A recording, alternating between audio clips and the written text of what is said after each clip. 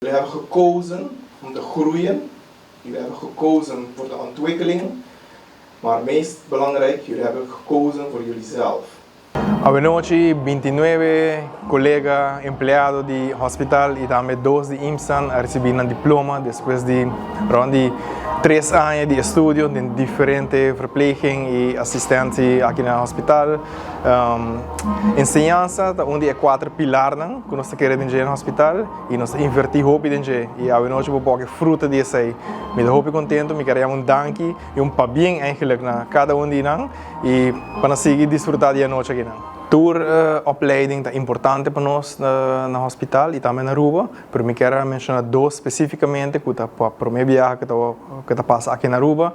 Nós temos 2 graduados de sedatie praktijk specialist, SPS, e também nós temos 2 pessoas que gradam como VAT toegang verpleegkundige. Para bem na cada de nós, sabe que eu cuido na Aruba, está hopi mais uitgebreid.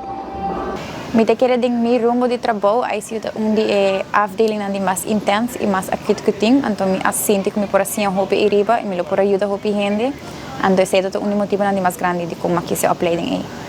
Me quer seguir estudar, mas compreender que me tem mais possibilidade na ding intensive care mes para especializar em certo rango e não, então esse é para mim agora que também seguinte step.